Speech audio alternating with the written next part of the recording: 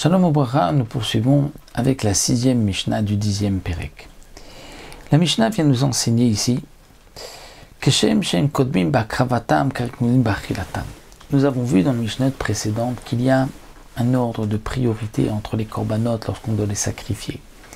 Le korban khatat avant le korban hacham. Un korban hacham avant un korban toda. Toda avant shlamim. Shlamim avant bechor. Bechor avant maaser. Le maaser avant les oiseaux. Les oiseaux avant les offrandes. Et bien de la même manière qu'il y a un ordre de priorité lorsqu'on va sacrifier les korbanot, il y a aussi un ordre de priorité lorsqu'on doit les manger. Tout ce qui doit être mangé doit aussi être mangé dans l'ordre de la priorité de ce qu'on doit sacrifier en premier, comme nous l'avons vu plus haut. La Mishnah continue et nous dit: nous avons devant nous shlamim shel emesh ve shlamim shel hayom. Un korban shlamim est mangé le jour où on l'a sacrifié, toute la nuit qui suit et la journée d'après.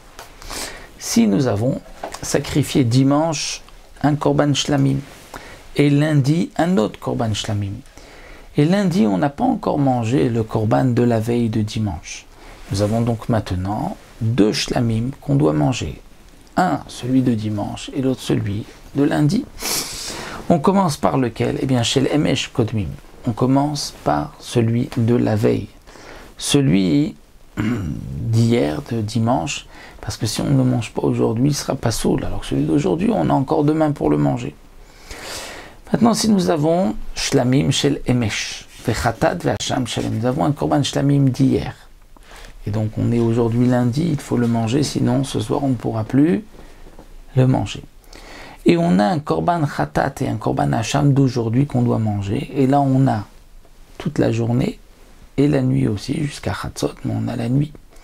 Eh bien, shlamim shel emesh kodmim divrei Rabbi Meir. Pour Rabbi Meir, on mangera d'abord le korban shlamim de la veille, étant donné que le korban khatat et hacham vont être mangés même la nuit, donc il y a plus de temps, donc mange déjà tout de suite celui du shlamim. Chachamim disent non, achatat kodemet neshi kodesh kodashim. Chachamim disent malgré tout, c'est vrai que tu auras plus de temps pour manger le korban khatat ou hacham, mais malgré tout, le korban khatat, le korban hacham sont kodesh kodashim, et donc ont une plus grande kedusha que le korban shlamim, et donc c'est pour cela que on devra manger d'abord le korban khatat, le korban hacham, et ensuite le korban shlamim. La Mishnah ici nous a parlé dans ce Pérek de ce qui est plus kadosh l'un que l'autre à priorité, le plus kadosh à priorité. Celui qui est plus fréquent, qui est tadir, a aussi priorité sur celui qui est moins fréquent. Et le Barthénoura nous dit quel va être le din si on a d'un côté un korban qui est tadir, qui est fréquent, mais d'un autre côté on en a un qui est mekoudash, qui est plus kadosh. Comme par exemple, on a le sang du korban tamid, qui est un korban ola, et on a à côté le sang d'un korban khatat. Lequel des deux on va asperger en premier? Est-ce que c'est le korban ola, du korban tamid, qui est fréquent, puisque c'est tous les jours, ou bien le korban khatat, puisque nous avons vu qu'il est plus kadosh, puisqu'il est meratzi, il va agir, il va pardonner. L'un est tadir, l'autre est mekoudash. Eh bien, cette question est posée dans la Gemara, et la Gemara ne donne pas de réponse.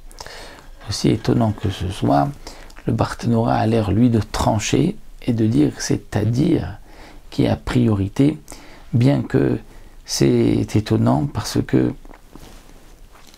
si la Gemara n'a pas tranché, donc normalement les Rishonim ne vont pas trancher, donc ici le Barthénoura lui donne une explication que c'est le tadir du korban tamid qui a priorité.